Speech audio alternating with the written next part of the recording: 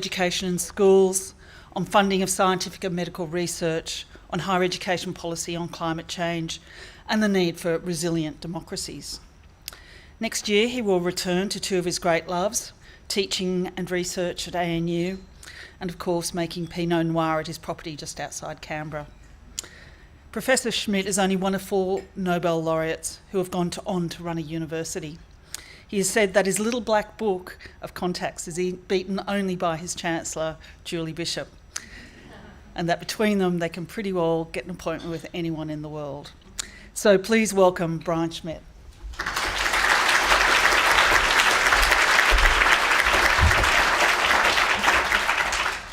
Thank you, Julie, and thank you to the National Press Club for inviting me here to speak today. As indicated, this is one of my final engagements towards the end of an 8-year term as Vice Chancellor of the Australian National University. And I wish to start today by acknowledging and celebrating the Ngambri and Ngunnawal people on whose lands and airwaves we meet. I pay my respects to elders, past and present. And I want to extend that respect to all First Nations people joining us here today, but also across Australia. I would also like to pay tribute today to Peter Murphy, who sadly passed away earlier this week. Peter was a wonderful politician, a powerful advocate for her community and Australians with cancer. She was also an ANU graduate, and we are proud to call her one of our own. I immigrated to Australia 29 years ago, and since then, Australia's journey towards a reconciled future has gathered pace, but unfinished business certainly remains. All of us who are immigrants or descendants from immigrants owe the depth of reconciliation to a people and a culture that predates us on this continent by 65,000 years. As Paul Keating said in his Redfern speech 31 years ago this Sunday, we non-Aboriginal Australians should perhaps remind ourselves that Australia once reached out for us. If we can build a prosperous and remarkably harmonious multicultural society in Australia, surely we can find just solutions to the problems that beset the first Australians, the people to whom the most injustice has been done. This year, we had some solutions in our grasp, but it was not to be. I hope that all Australians, no and yes voters, are determined now to move forward and ensure that the referendum was not a retreat from reconciliation, but a test of it. It is a test we cannot fail. The referendum and how it played out illustrates some of the challenges in ours and other democracies, and it is worthwhile analyzing the results to learn about ourselves. It was clear that amid the media circus around The Voice, there was the potential to find that harmony Keating talked of, but also the risk of division and distrust. My hope, as someone who's spoken out so strongly about reconciliation, is that we can focus again on unity, a unity based on trust. And as we step back to learn the lessons and analyze the outcome, which is one of my university's areas of expertise, we must consider both what we have learned from Australia's referendums and what that should tell us about the future. For the last 4 decades, the Australian National University has conducted a poll after each federal election to understand why Australians voted the way they did, and to understand their overall confidence in Australia's democracy. We undertook a similar poll directly after the referendum voting day with a sample of more than 4,000 voters from across Australia. Now, these are people not just who live in big cities or within the Canberra bubble, but people who come from every state and territory and reflect the values and opinions from across our nation. And this recent poll, this research, released just last week, shows the vast majority of Australians, 87% to be specific, say Aboriginal and Torres Strait Islanders should have a say or a voice over matters that directly affect them. And interestingly, 76% of no voters also think Aboriginal and Torres Strait Islanders deserve a voice when it comes to key policies and political decisions that affect them. And yet, 60% of Australians voted against a voice.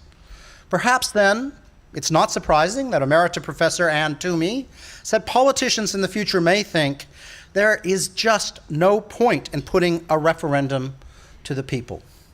It's a logical conclusion when democratic debates generate more heat than light, and when a question on policy yields an answer in politics. The other observation, which creates more questions in my mind than answers, is that the ANU poll results show that the referendum, the 44th in our democratic history, may have gotten up if there had been bipartisan support for the proposal. As our Chancellor, the Honorable Julie Bishop, noted here at the Press Club in July, only 8 referendums have gotten up and all had bipartisan support with the exception of one. So a successful referendum may require the suspension of politics. And in our highly partisan world, this seems more and more unlikely. It's easy to say no in democracies. If you don't know, vote no. But yes is what enables our democracy to evolve and meet new challenges and opportunities. But change is complex. Saying yes to change requires trust. And that, more than bipartisanship, may be the biggest stumbling block in our democracy. According to the longest-running health check on our political system, the Australian election study led by Professor Ian McAllister at ANU, Australians' trust in democracy has continually declined since 2007. Levels of dissatisfaction and distrust hit record lows in 2019, when just 59% of Australians said they were satisfied with how our democracy was working. This is just above the lowest ever recorded, 56%, during the constitutional crisis and the dismissal of Gough Whitlam as Prime Minister in 1975. Australians said they were satisfied, when just 59% of Australians said they were satisfied with how our democracy working. Levels of satisfaction have only marginally improved after the 2023 election. This is concerning, as typically with a change in government comes renewed hope. And often, it ain't long until the honeymoon is over. So the question is, what is happening to affect Australians' perceptions of their democratic governance? Is it the perception that our politicians constantly underperform? Is it a general detachment from the political process? Is it a lack of trust in political representation? The Australian election study has some clues. More than half, 54% of Australians, think the government is run for a few big interests. And watching the political and business scandals of the last few years, you can see why everyday Australians have lost trust. In contrast, just 12% of Australians believe the government is run for all of the people. According to the Australian election study, more than 7 in 10 Australians think that people in government only look after themselves. And perhaps the thing that worries me the most is only a quarter think that people in government can be trusted. This suggests the Australian democracy itself is in some sort of peril. Democracies do not function without trust, and democracies cannot evolve without trust. Clearly, something is not right. Voters are concerned about what governments are doing, and they don't think political leaders have their interests at heart. Is it possible then that they are beginning to believe that the government is not a representation of them? This should be a wake-up call for Australia. We live in an age where there has never been greater access to information, nor greater doubt about its accuracy.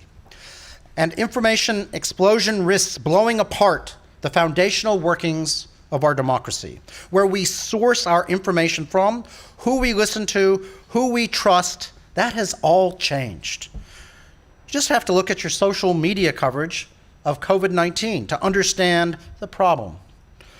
Warnings issued to followers that drinking bleach was not a medically sound treatment had to be made.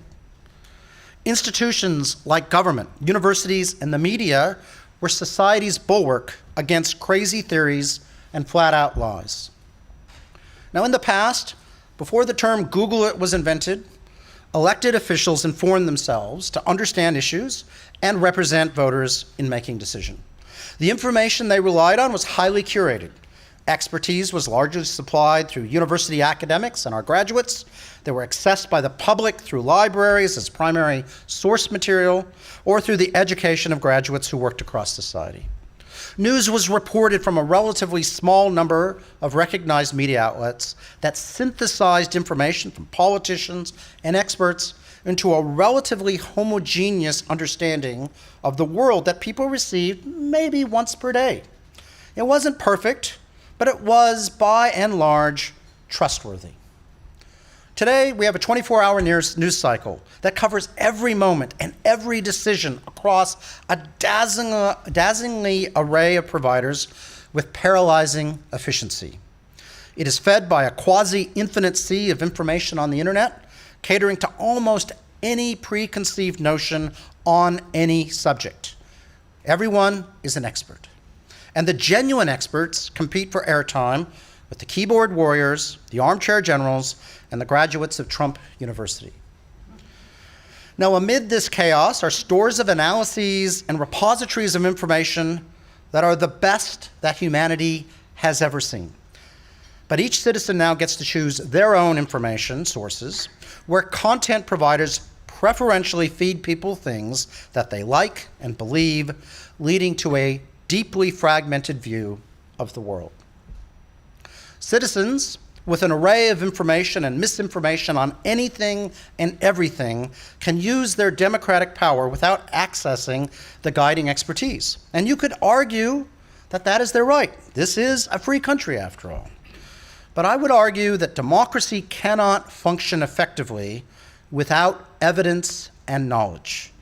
An environment where invention and hard fact can sit indistinguishably side by side, one as credible as the other, is paralyzing our democracy. It means people in power can survive by avoiding the wicked problems and instead make decisions on 8-second sound bites rather than proven fact. University and news organizations have had privileged roles in democracies through the principles of university autonomy and academic freedom for me, and the freedom of the press for our press gallery. Because our information curation roles have to be trusted by the citizenry. We are the institutions responsible for holding our elected politicians to account and keeping citizens informed. Now, amongst university leaders, I am not alone in worrying about our social license to operate, given the rise of alternative facts and political leaders, thankfully not in Australia, saying things like, the people of this country have had enough of experts. I am therefore extremely grateful to see, for example, the new Australian Research Council reforms being put in place by Minister Clare to ensure we don't have political interference in at least our research system. At ANU, we work to ensure our research provides the public service with the evidence and expertise needed to inform the sensible development of public policy.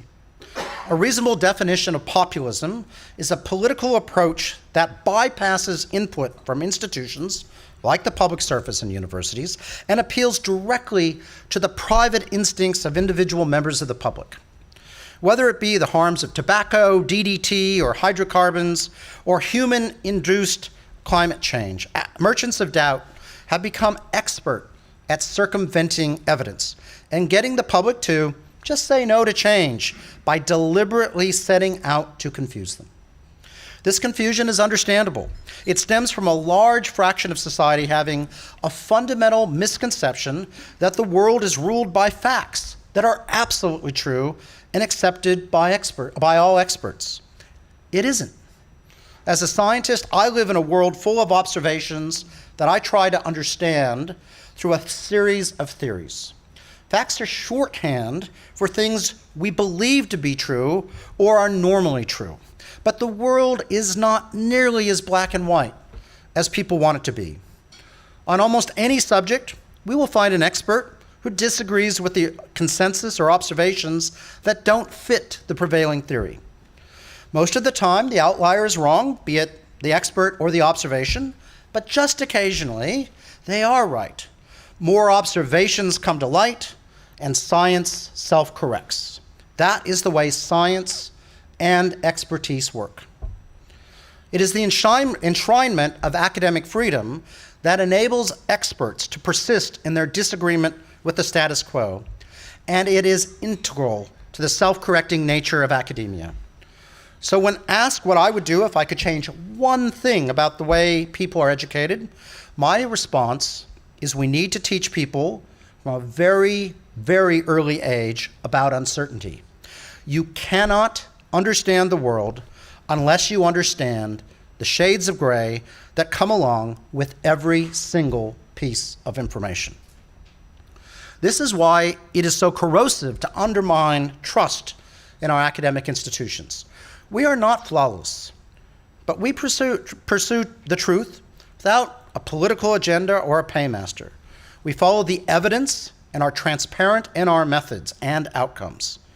There has to be a space in a functioning democracy for experts to debate. Those places are called universities.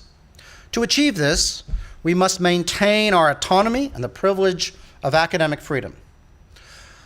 Now, here in Australia, universities are required to self-credit against a set of standards with the help of TEXA. It's a painful exercise, but it's a worthwhile one. Despite continual financial pressure and massive change in our sector, universities continue to be proud to uphold our standards. And it shows. In a series of ANU poll surveys done over the last several years, universities remain some of the most trusted institutions in Australia at approximately a 70% level of trust. This is just behind the police, but ahead of the public service, primary and secondary schools, the health system, and all levels of government.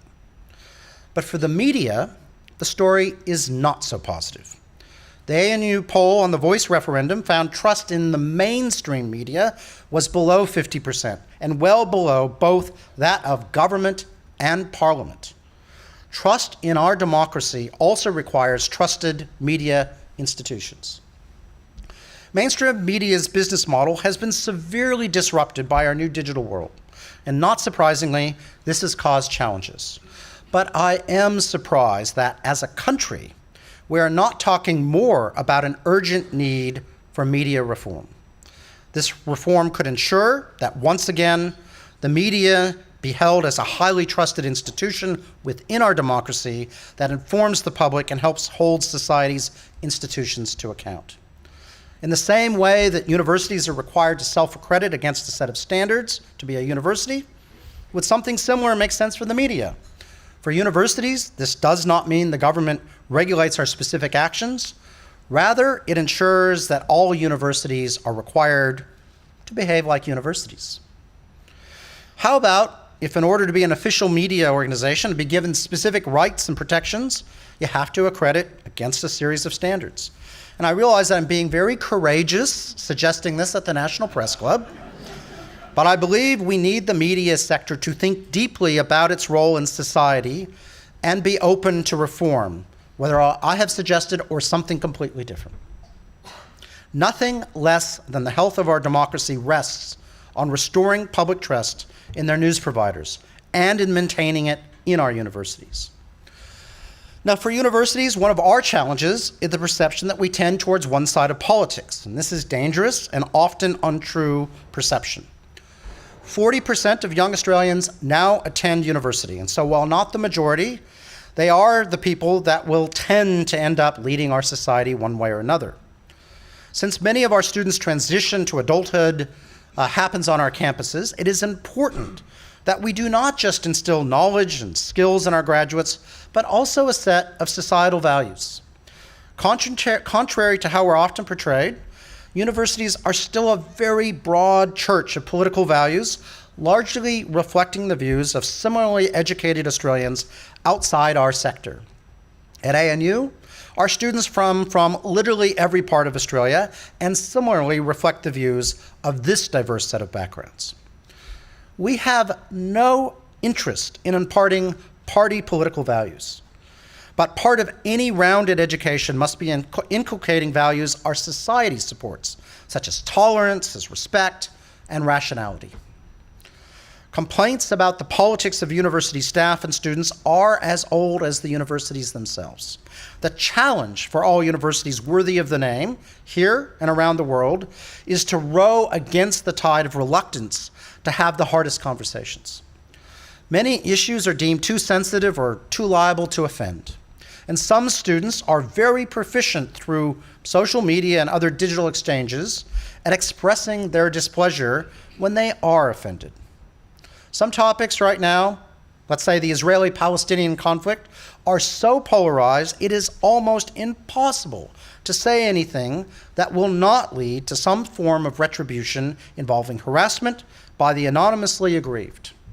This behavior is certainly not emblematic of tolerance and respect, and it is very difficult to manage given students become adept at finding the space between our codes of conduct and the freedoms of expression we encourage on our campuses. Now, my experience is most of the intolerant behavior is concentrated in a relatively small number of individuals, and people like this have always been at universities. The challenge is that the power of digital connectivity enables the anger of a small number of people to be aggressively amplified with a chilling effect on free debate. Like other issues of culture, and in the interest of the society we are shaping, ANU promotes a common understanding as part of our education. And we demand our students and staff are respectful. And that's just as well, as we are currently witnessing a generational transformation in our politics. By the next election, millennial and younger voters will make up 44% of the voting base. And the evidence is, unlike their counterparts overseas, they are highly engaged with politics. We know that in the last two federal elections, young Australians were more likely to vote along questions of policy rather than along party lines, and on the big questions facing our nation like climate change and other environmental issues, gender equality, and a just Australia.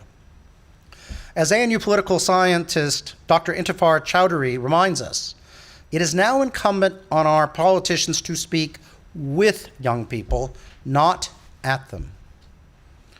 Within our democracy, universities are the institutions with the longest term view of society. This is a contrast to the three-year political cycle. The idea of tenure, where an academic gets a job for life, does not just give substance to academic freedom, it also means universities can work on issues for decades, and many issues require this type of timescale. For example, ANU has been working on artificial intelligence for nearly 50 years. AI has become intensely an object of intense focus over the last year with the arrival of ChatGPT. It's a massive leap forward in technology that seemingly made computers able to discuss fluently almost anything imaginable. ChatGPT and other generative AI advances are able to write poetry, create art, write essays, and solve complex problems. Over the past year, we've also seen the limitations of this technology. It uses other people's work indiscriminately without attribution, it makes things up, and it gets a lot of things wrong with that same confidence I had when I was a first-year undergraduate. Is ChatGPT the end of the university? No. Universities, at least good ones, will teach our students how to be empowered by these technologies, not replaced by them. Exams and assignments that can be done by AI will be replaced with ones that students are expected to do with AI as a tool. One can imagine a new group of graduates, supercharged by this newfound technology, able to get an astonishing number of things done quickly. But we do need guardrails. AI technology has many flaws and inherent biases that we need to understand before we just go out and use it blindly.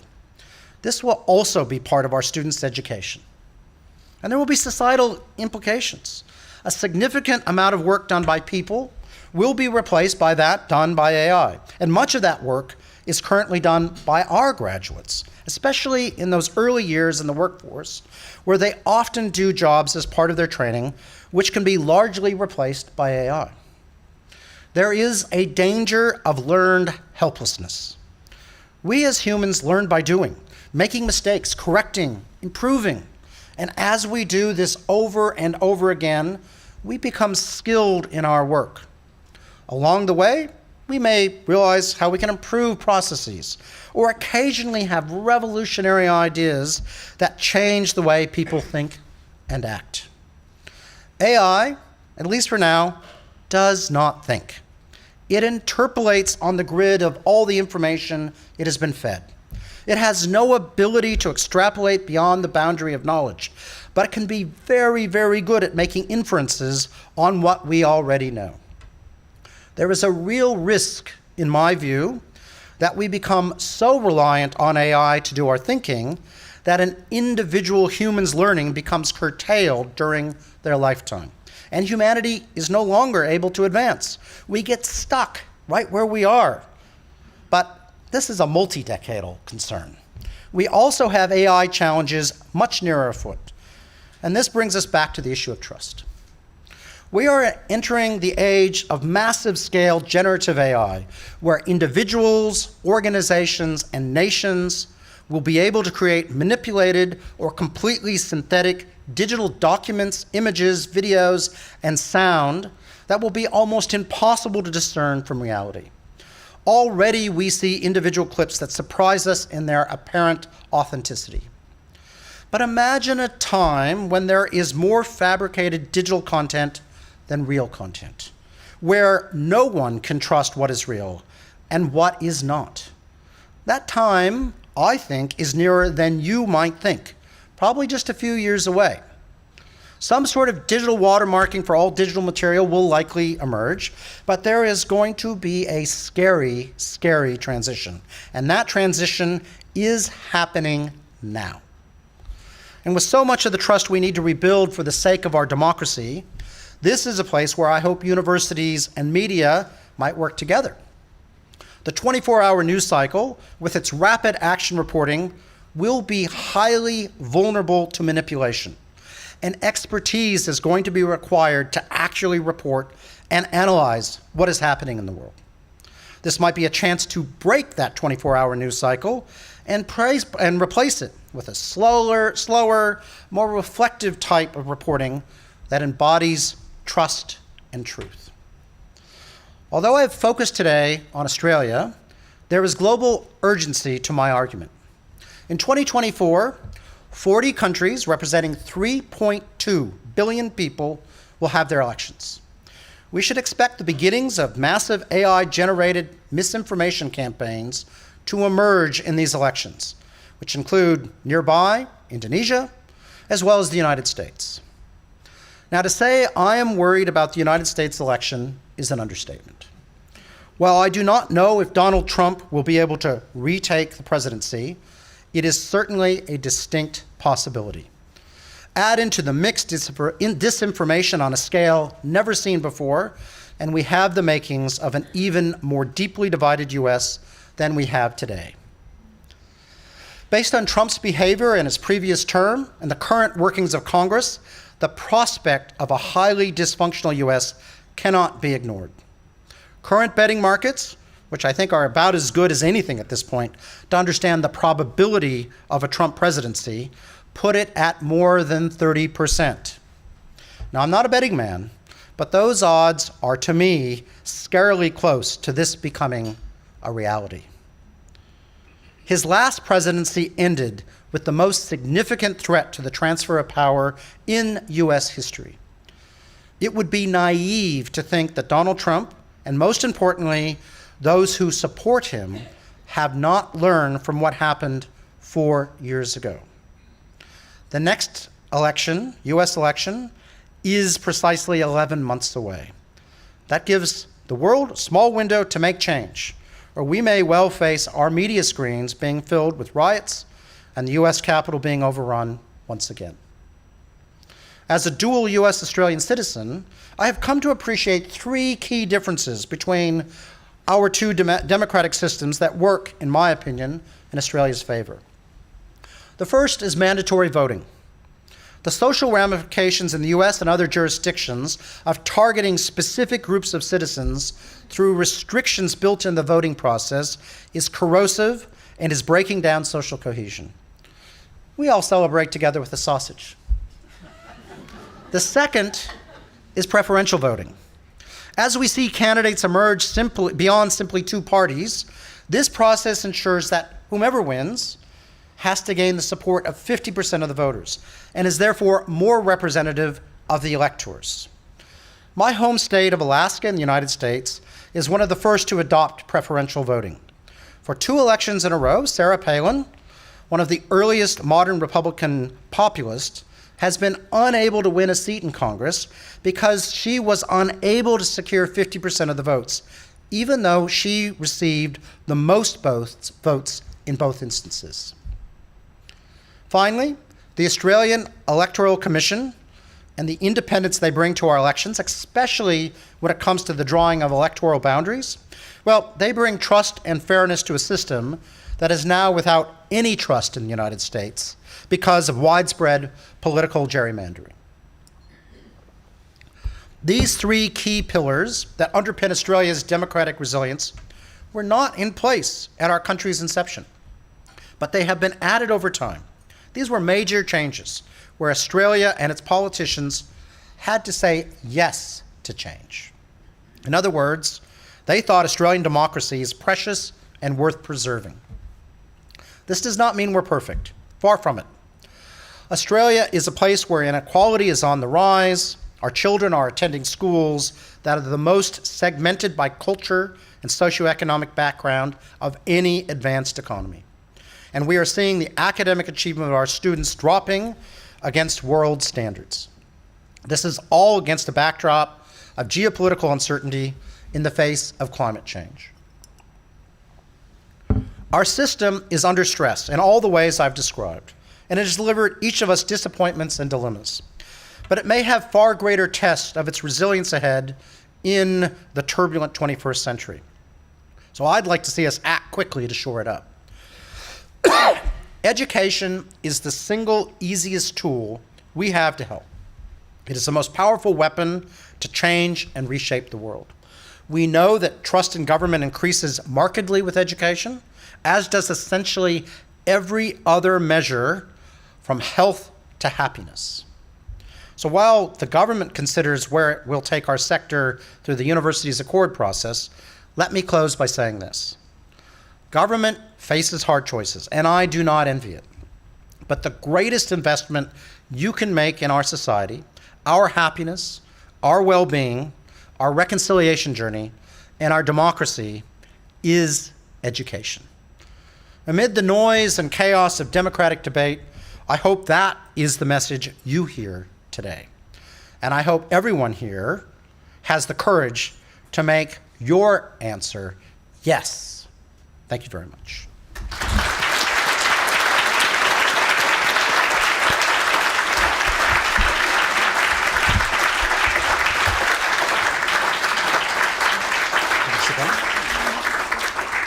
Just stay there. Brian, thank you. It's a wonderful speech. Thank you so much. You know, you make the point that democracies do not function without trust, and you talk about the power of education to help us understand democracies. But we have this just bizarre paradox. It's not just in Australia, it's also the US, which is that we live in a time where the population has never been more highly educated. Half of all young people at the moment in Australia go to university. So wouldn't it be reasonable to assume that a highly educated citizenry would be capable of scrutinising information, knowledge and evidence? Why does this paradox exist? I know you talk about the media and you talk about social media and you talk about we need to learn about uncertainty from a very young age, but it still strikes me as this kind of inexplicable paradox. Well, I also think that although 40% of people are educated, we are going to polarized ends. So 60% of population still don't go to university, and that's not a bad thing or a good thing. But it's not clear that people, even at university, are being given the skills to navigate the complex information environment. Humans and human behavior is well studied. We are highly manipulatable, right? My professoriate are manipulatable if you give it a little work. right? And have you done that? And half of them here are thinking maybe it is time I finish up. So human beings are imperfect, but we have this supercharged digital onslaught of information that can be used in a propaganda-like way to get us to think one way or another. And the feedback mechanisms where you just keep on getting back what you believe is really destructive. And it's destructive to me, it's destructive to people when they're 8 trying to figure out the way the world is and everything. So I think there has to be a systematic cultural look at how we manage information. And I've talked a bit about media's role in that because I think it's really, really important for media to become trusted again. And that's not to, I'm not trying to sling anything at media here. I'm genuinely not. I genuinely want media to be trusted. And I've described how universities, imperfect as we are, have still managed to keep some trust, even though, may I say, it's not been a particularly easier environment for us over the last 10 years either. David Crowe. Thank you, Brian, for your speech. David Crowe from the Sydney Morning Herald and the Age of Melbourne. Toward the end of your speech, you talked about the importance of education in confronting some of the challenges that you outlined. Education, of course, is a slow process. It could take a generation to change minds and change media literacy among young people today dealing with the world as you describe it. But we've got populist politicians, we've got, in your view, an inadequate media at some points, and also this viral social media to deal with. Social media with anonymous accounts that can be deployed by, agents of fakery, basically, and wielded as a political weapon. Now, if that's the situation that we face now with elections looming in countries that you mention around the world, is there a need for something in terms of action that is stronger on social media that has to be done more urgently? Because media literacy is a longer term solution while we've got something that needs fixing more urgently now. Is there a regulatory approach that could actually deal with what you describe? So we're beginning to go outside my area of expertise, but just a couple of reflections. First of all, young people are much more media savvy than their parents. And young people actually are training their parents. So I think we can speed the process up a bit by really focusing on children who educate parents and grandparents. So I think that's a way to speed it up. There is an inherent conflict, especially in the United States, but a bit here, between open slather of freedom of speech and then what I would describe as deliberate, misleading, harmful propaganda. So Australia has certainly shown its willingness to what you could only describe as regulate certain types of behavior.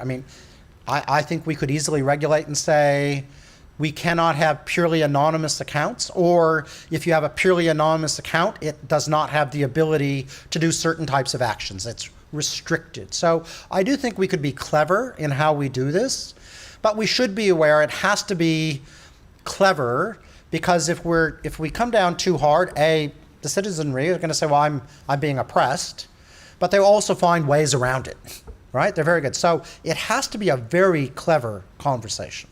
So I do think we need to look at how we are communicating, and when there are things that truly go against social norms, I don't think we should be frightened about regulating that. In the same way, we're not frightened about regulating about foreign interference and other things. It's the same type of thing. But I would say it's incredibly tricky. There's not an easy solution. It would be a very important conversation to have amongst the whole of the Australian population, and not just have the people at my university impose on the citizenry, although I think we'd like to be at the table to suggest ideas. Thanks very much. Andrew Green. Professor Schmidt, Andrew Green from the ABC. You began your tenure as Vice-Chancellor as a debate about foreign interference in Australia was really getting underway. As you come to the end of your time at the ANU, as the head of the ANU, can you give your reflections on the level of freedom of speech on campus? Are you seeing still any evidence of certain groups being silenced by other groups. I know you alluded to the current conflict in the Middle East, but I think perhaps more of a northern neighbour in this region. And do you think there needs to be any more work done on foreign interference from an academic point of view?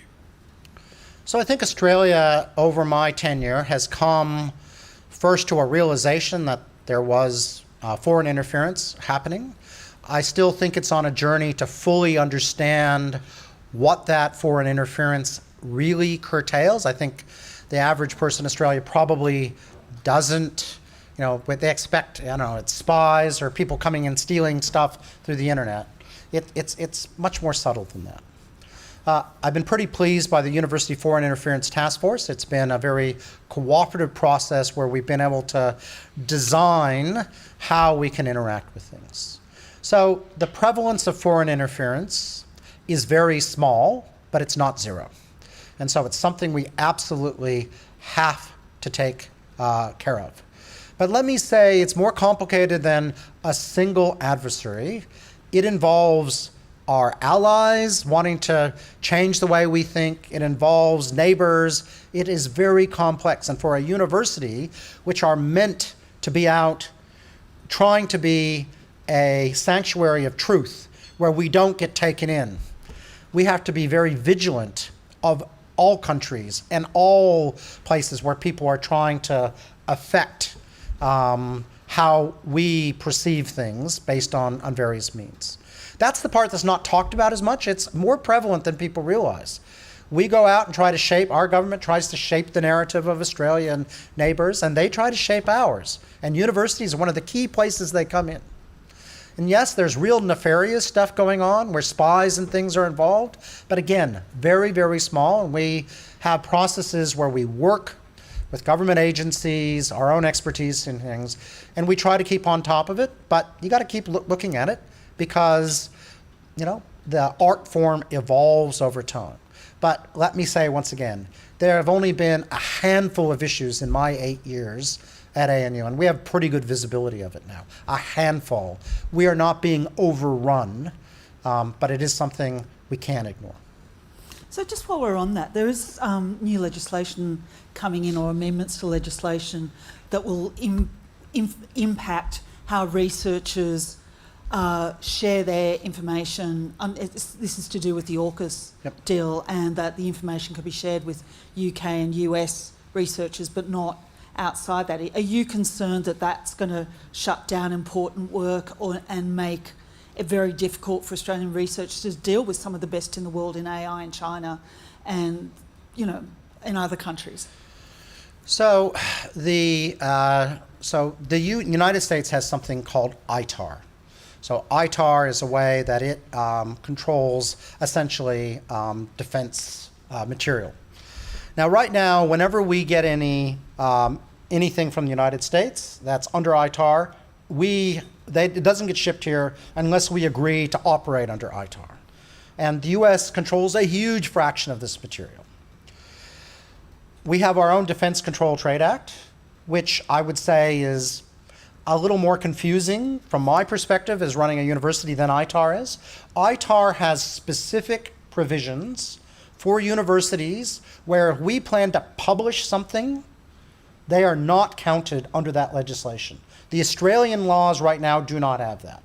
Now, we need to make sure that that provision is mirrored in whatever Australia brings in. And if that provision is mirrored, most of my concern goes away. But there are some edge cases.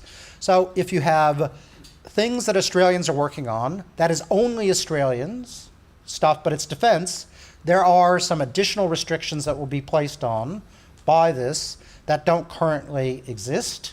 That's, I think, a very small number of things. But we can't just go work on AI with North Korea, China, Russia. We're not allowed to do that right now. And that's not going to change. I don't think it fundamentally changes that. If we want to work on things to publish, so let's say AI to better diagnose breast cancer, I think we can work on that with China. And it's a publishable thing, it's good, and we should work on that. This isn't going to stop that. Okay, thank you. Nick Stewart. They say you get the media you deserve. I'm not sure what you did, but it must have been pretty bad. Looking at that, I mean, you've lambasted quite correctly journalists and the current media that we've got. The ANU only has one degree in journalism. It's a science postgraduate communications degree.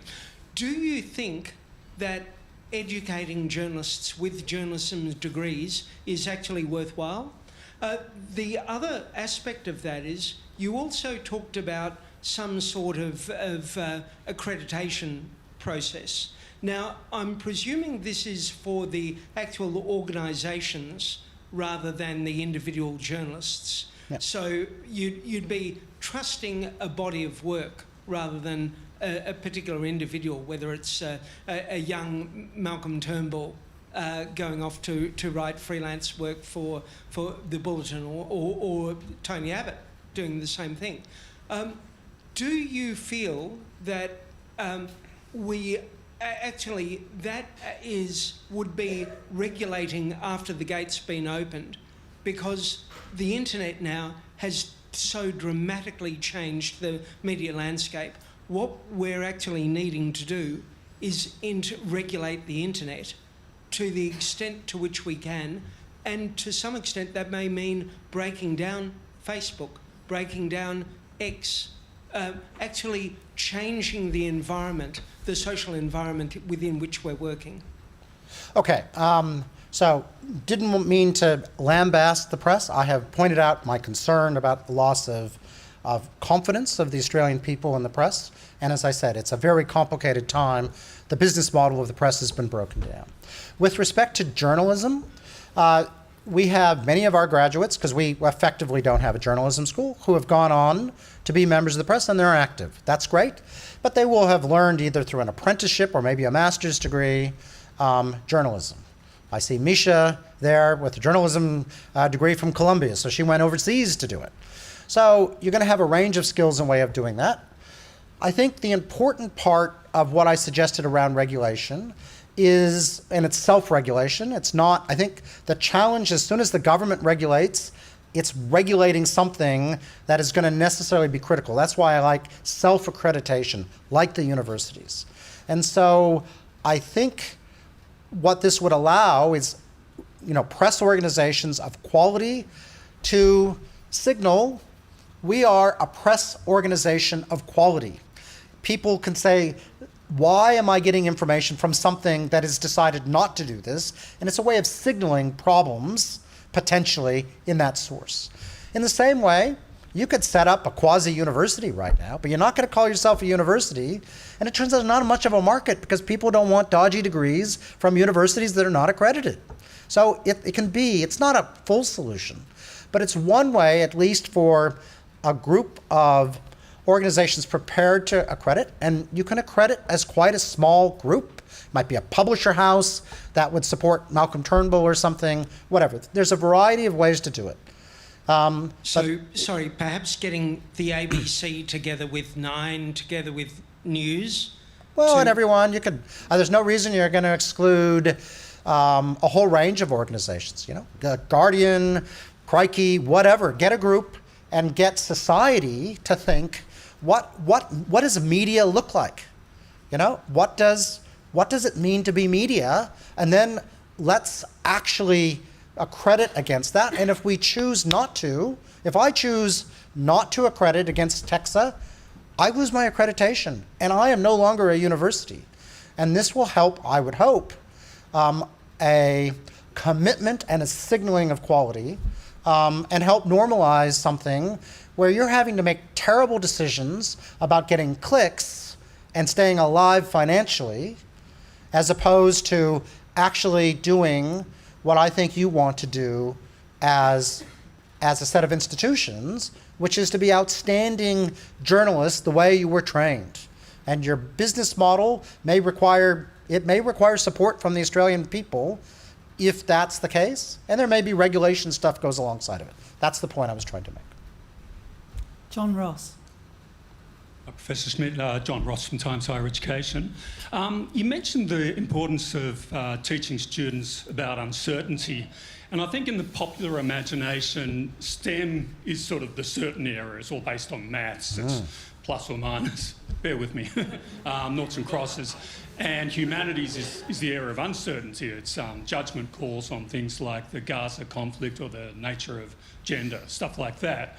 But as we heard from Julie's introduction, you were working in STEM, you go in to measure the acceleration or the expansion of the universe and find out that, whoops, it's accelerating, didn't expect that. And I'm sure there were lots of shades of grey in the data that sort of led you to that conclusion.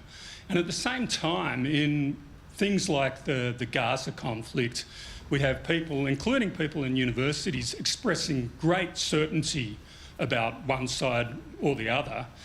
Do you think people in humanities, including people in humanities in the academy, could learn something from the uncertainty of STEM? Okay, so humanities is typically a qualitative subject that uses rigor of logic and a lot of math actually these days. And so I think a lot is done that way. We tend to focus on things that is not done rigorously, not done through logic, because it is often offensive and gets clicks and makes a story. So in the same way, you can do the same on science as well. I mean, science is maybe a little more brutal, and things are a little bit clearer cut, but not exactly. So I think within all of academia, there needs to be a rigor about it. And we have a way of doing rigor. And it is really important when we look for an issue across whether or not it's STEM or humanities, and often the combination, that we go through and understand the range of opinion, the uncertainty of correct set of views, different ways and different options. There are ways to weigh the uncertainty in both disciplines, and their disciplines have developed rigor to do that. But that's not often reflected in the way it's portrayed, whether it be on the internet or, quite frankly, in our print media or any place else, because it's hard and people aren't used to it. It's much easier to get it short, sharp, black and white, yes, no. That's the challenge. So it's partly a reflection of the clickbait sort of culture of media, that these sorts of things are exaggerated in public. It is not just it's the culture of the media, but it's the culture of society, of politicians who want black and white answers. One of my colleagues, is an academic who's been writing for a newspaper, has told me that his editors keep complaining and says, everything you do is so complex. Can't you just give me a yes or a no? And he said, no, it's actually complex, and I'm actually doing it that way. I'll let you try to figure out who that is. Just while we're talking about humanities, is it fair that a humanities student pays $16,000 a year, which is double what people in other disciplines, and up to 4 times as much as people studying other disciplines? I mean, and the debt that humanities and arts students leave with at the moment. I mean, is that well, I would shedding a say pale on? Certainly if I can just show you at ANU, it's still a good value if you pay that. I think the question I would ask, is it fair that scientists are not also paying $16,000? Because I can tell you right now that universities across Australia are not covering their costs teaching domestic students anymore. We are being squeezed too tightly. And we can create factories, run them through in the very minimum, but does Australia want us to do that? I don't think so. So I think the question is, why aren't scientists paying $16,000 as well? And if you really want my answer, I think everyone should pay close to the same amount. Now, there was an argument that you want people to be able to pay off their HECS at about the same length of time. I think to first order that's true, but if we had a reasonable one-size-fits-all tariff, I think it's pretty close to true, except for possibly in just a few subjects. So I think where we are right now is too extreme, but I still think it's, as I said, at ANU, I still think it's a pretty good value. My students will disagree, but it's still pretty good. Mark Kenny. Mark Kenny from ANU's Democracy Sausage. People can make that link if they like. Certainly the quintessential Australian name, as you referred to. This has before. got to have a conflict of interest written all over it. Okay. It's got declaration written all over Yes, it. okay, excellent. I wonder if you could, I'm going to ask you two quick questions, or one's quick, one's maybe a bit longer. What is your assessment of journalism, the way journalism performed during The Voice? Because I think it's fair to say that voices of Indigenous people who were voting no were often used in broadcast stories to suggest that there was something approximating a 50-50 split in the First Nations community, and I think we saw from the data afterwards, the polling data, the polling booth data, and actual voting results, that that was not the case. So I wonder if you have a reflection on that. And my other points about you as an educator, and the points you were making about education, and you talked about children, and you even cited a child at 8, for example, making assessments about things. Jessica Rudd at that very lectern last week argued the case for high quality universal early childhood education, asked the question why it is that the state takes financial responsibility for children once they're 5, but for that first 5 years of their life, when about 90% of brain development occurs, they're left to their own devices. And if we're talking about changing the way people understand sophisticated concepts, if we're talking about teaching them critical thinking, being able to understand nuance and uncertainty, as you spoke about, isn't that the most profitable place to start, to actually start universal high-quality education as soon as we can? All right, two very different things. So I'm going to do the first one, or the second one first. So, yeah, I think there's a fair bit of evidence that a universal early childhood education capability across society, especially if we can do it so it's not so segmented, that we all share in the same pool, and, you know, that would be great. It's pretty cost effective whenever you look at it. The challenge that I think we have is that Australia spends a lot of money already on especially K through 12. That's a place where we tend to overspend relative to the rest of the OECD, although we don't necessarily get the same traction that other people do with their dollar spends. So, you know, if we're gonna try to find money, that's where you would do it. The challenge, of course, the states and the federal divide, we have this kind of weird split where states have TAFE. It's not clear they should. Federal government maybe should have TAFE, and maybe the states would have early childhood education or something. I don't know. I think there's a bit of reform possible, but clearly it's a low-hanging piece of fruit. Now, when we get to the voice coverage, I mean, it's pretty unsatisfying, I would say, the media coverage. Why do I say that? It went on for a very, very long time with almost nothing new after the first 2 weeks. I didn't see in-depth, detailed pieces to really bring Australians along. I saw just continual 24 news cycle, pretty shallow pieces. The challenge that media is having, trying to understand what I would say is different points of view and evidence came to the fore there, where points of view, unsupported, often demonstrably incorrect, were given airtime again and again and again, and stood up directly against, I would say, lots of consideration. And that goes both directions, can I say? We don't seem to be able to, within the media cycle, describe this as unjustified or without basis or demonstrably wrong. It just keeps on getting put in again and again and again. And so it was pretty, it was not a pretty thing to watch. And I hope that's one of the things we think about. How do we do that better?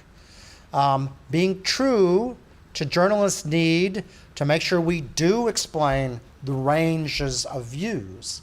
But it's that expression of things to be true with equal weight that I think was very poorly done across the whole media ecosystem. Some people did a good job, but it was, I think, drowned out in the noise of the entire ecosystem.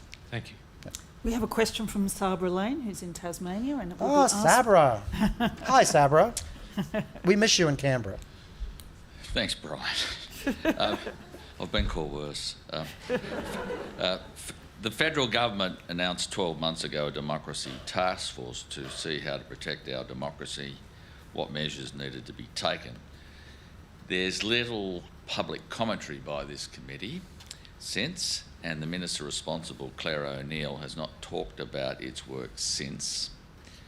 Does this surprise you, given what you've said today, and it's on your theme?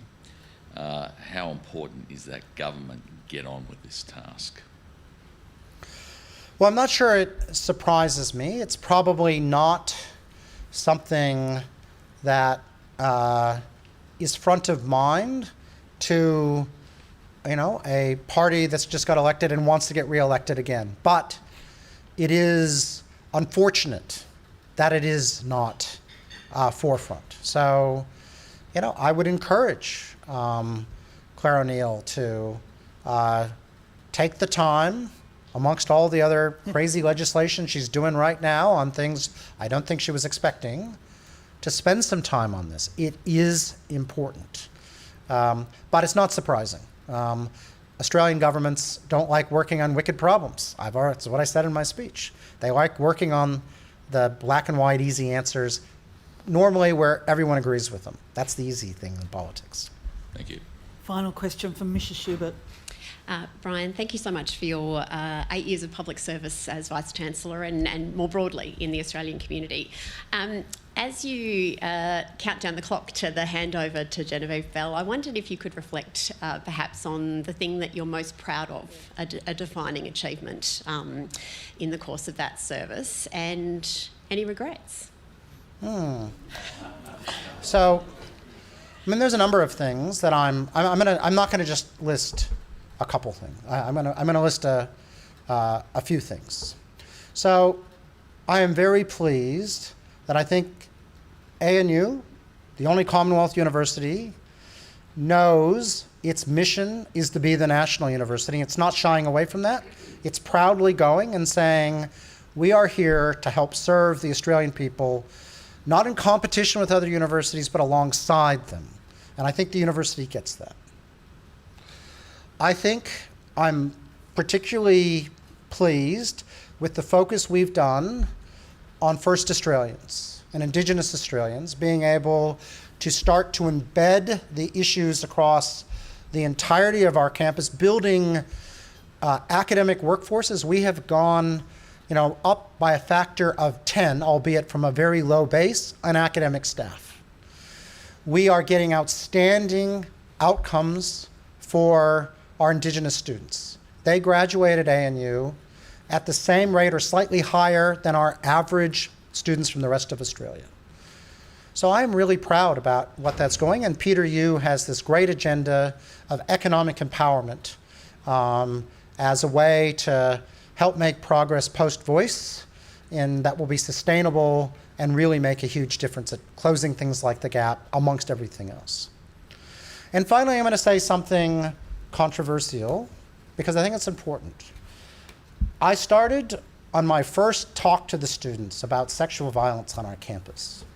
And I have, despite, a very rough journey, and it's a rough journey for everyone in this, where terrible things have happened on my campus and continue today, but we have continuously improved, and we will continuously improve.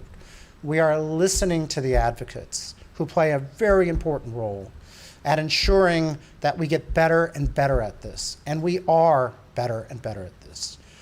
The goal, and I think largely achieved, is our students, when they come to our campus, actually have the safest environment of any place in Australia to go, even though it's not always obvious based on how it's discussed. But doesn't mean we're done. But I am glad I've worked on it every day for 8 years, and I think that's been a really important part of what I've done. Thank you. Thank you. Everyone, please thank Professor Schmidt. Thank you. All right. We'll see you at the club. It's a gold pass. Thank Excellent. you. Thank you. Thank you.